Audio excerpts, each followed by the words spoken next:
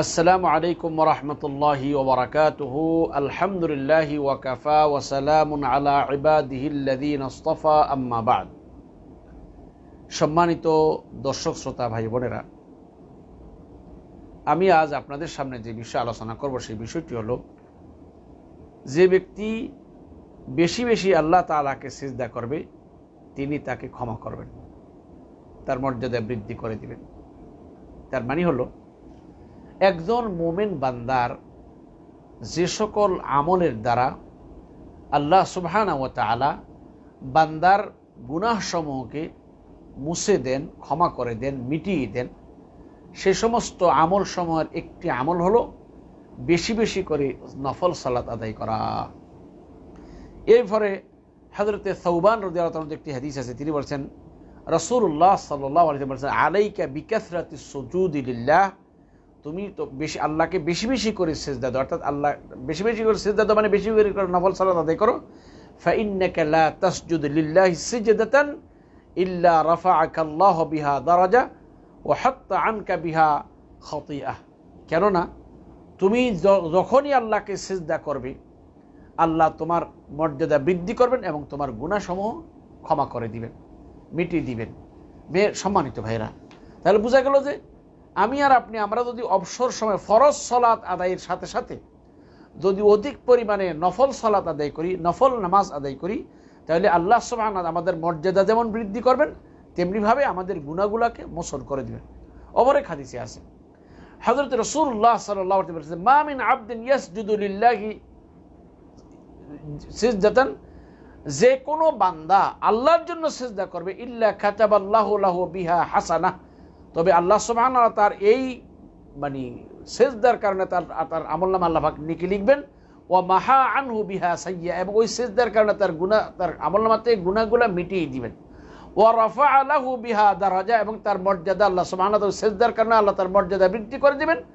আল্লাহ রাসূল বলেছেন, ফাস্তাগফিরু মিনাস সুজুদ, সুতরাং তোমরা বেশি বেশি করে সিজদা করা। এখানে সিজদার দ্বারা ওই সালাতের একটা অংশ দিয়ে পুরো সালাতকে বোঝানো হয়েছে। আমরা শুধু এমনি এমনি সিজদা করব মানে আমরা বেশি বেশি করে নফল সালাত আদায় করব।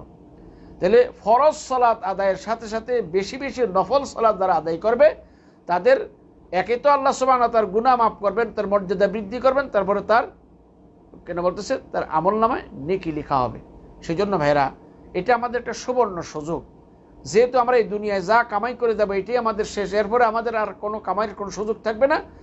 অবসর পেলেই আমরা সুযোগ সুবিধা বুঝে আমাদের শরীরের অবস্থার সাথে যদি হয়, বেশি বেশি করে নফল সালাত আদায় করার চেষ্টা করব। এখন এই নফল সালাত আদায়ের একটা বিশাল ফায়দাও আছে। এক নম্বর হলো যে, আমরা যে প্রতিদিন 5 ওয়াক্ত ফরজ সালাত আদায় করি, এই ফরজ সালাতের মধ্যে যে ত্রুটি বিচ্ছিতিগুলো হচ্ছে, এগুলো পূরণের একটা ব্যবস্থা, এটা একটা রিজার্ভ ফান্ড হলো।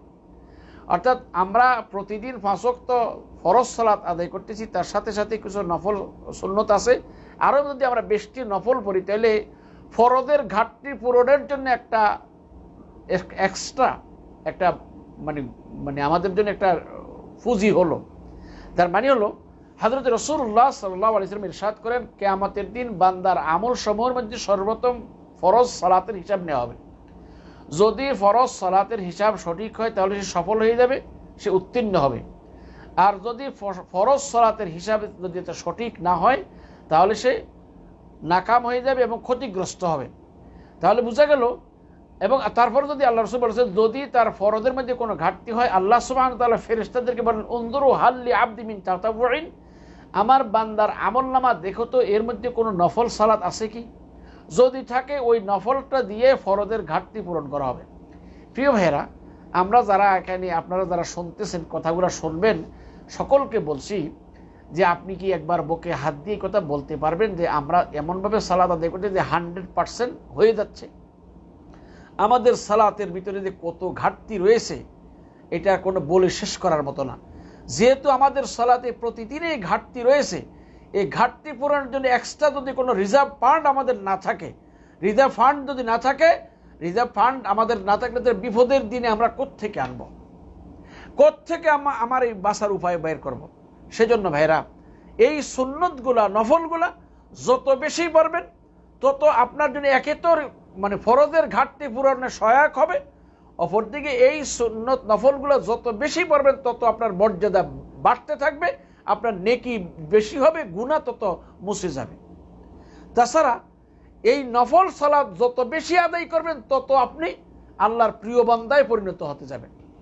হযরত রাসূলুল্লাহ সাল্লাল্লাহু আলাইহি ওয়াসাল্লামের একটি হাদিস, যেটা হাদিসে কুদসি, লম্বা হাদিসের একটি অংশ। রাসূলুল্লাহ সাল্লাল্লাহু আলাইহি ওয়াসাল্লাম যে ওয়ালা ইয়াজালু আবদি ইয়াতাকাররাবু ইলাইয়া ওয়া মা ইয়াজালু আবদি ইয়াতাকাররাবু ইলাইয়া বিন নওয়াফিল হাত্তা উহিব্বাহু, আর বান্দা নেক নফল ইবাদতের মাধ্যমে সে সর্বদা আমার প্রিয় হওয়ার চেষ্টা করবে, এমনকি আমি তাকে মহব্বত করতে, সে এই নফল ইবাদতের মাধ্যমে আমার প্রিয় হওয়ার চেষ্টা করতে, এতে আমি তাকে মহব্বত করি, আমি তাকে ভালোবাসি। আর আমি যখন কোনো বান্দাকে ভালোবাসি, তার কান আমার কান হয়ে যায়, তার চক্ষু আমার চক্ষু হয়ে যায়, তার হাত আমার হাতে, তার মানে কি, তার চোখ কান নাক সবগুলো আমার কন্ট্রোলের মধ্যে এসে যায়। তাইলে বোঝা গেল, বান্দা যখন ফরজ আদায় করে, ফরজ সালাত আদায় করার পরে অধিক পরিমাণে সুন্নত এবং নফল আদায় করবে, এর দ্বারা ওই বান্দা আল্লাহর প্রিয় বান্দায় পরিণত হয়ে যাবে, ওই ব্যক্তি আল্লাহর প্রিয় ব্যক্তিতে পরিণত হয়ে যাবে। তাহলে নফল সালাত বেশি বেশি আদায় করার দ্বারা আল্লাহ সুবহানাহু ওয়া তাআলা মাহবুব বান্দা হওয়ার একটা উচ্চতর সম্ভাবনা রয়েছে, বড় সম্ভাবনা। তাই আমরা যদি ফরজ সালাতগুলো ঠিকভাবে আদায় করার পরে সময় পেলে যদি একটু বেশি বেশি করে নফল সালাত আদায় করি, তাহলে যেমন নেকি লেখা হবে, তেমনি গুনাহ মাফ হবে, মর্যাদা বৃদ্ধি হবে, তাছাড়া আল্লাহর প্রিয় বান্দা হিসেবে আমি সাব্যস্ত হতে পারব। তাছাড়া বেশি বেশি নফল সালাত আদায় করার দ্বারা রাসূল সাল্লাল্লাহু আলাইহি ওয়াসাল্লামের সাথী হয়ে জান্নাতে থাকার সৌভাগ্য সে লাভ করতে পারে। হাদিসে আছে, হযরত রাবিয়া বিন কাব রাদিয়াল্লাহু তাআলা আনহু, তিনি রাসূলের খিদমত করতেন, তিনি বলতেছেন, কুনতু আবিতু মা রাসূলিল্লাহ সাল্লাল্লাহু আলাইহি ওয়াসাল্লাম, আমি রাসূল সাল্লাল্লাহু আলাইহি ওয়াসাল্লামের সাথে রাত্রে থাকতাম, রাত কাটাতাম।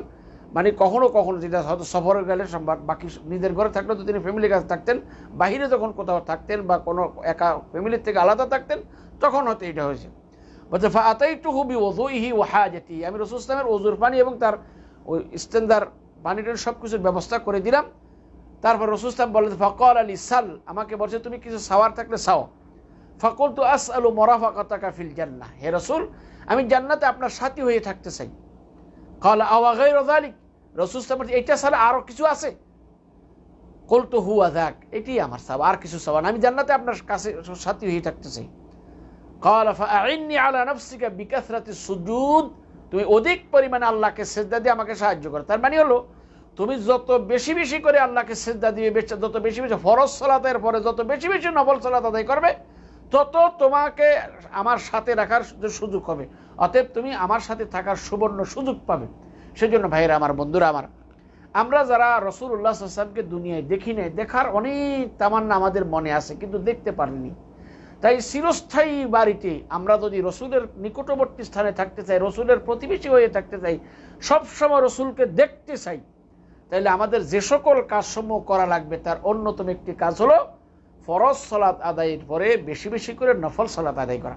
প্রিয় ভাইদের বলো, ভাইরা আমার, বোনেরা আমার, যারা যেখানে থাকি, যে অবস্থায় থাকি, আমরা যদি আমাদের ফরজ সালাত আদায়ের পরে আমাদের যদি কাজের ফাঁকে ফাঁকে আমরা যদি পারি বেশি বেশি করে, মানে আমরা নফল সালাত আদায় করার চেষ্টা করব, নফল নামাজ বেশি বেশি করে পড়ার চেষ্টা করব, যাতে আমরা আমাদের গুনাহগুলোকে মোছাতে পারি, আমাদের মর্যাদা বৃদ্ধি করতে পারি, আল্লাহর প্রিয় বান্দায় পরিণত হতে পারি এবং জান্নাতে রাসূলের নিকটবর্তী স্থানে গিয়ে থাকতে পারি।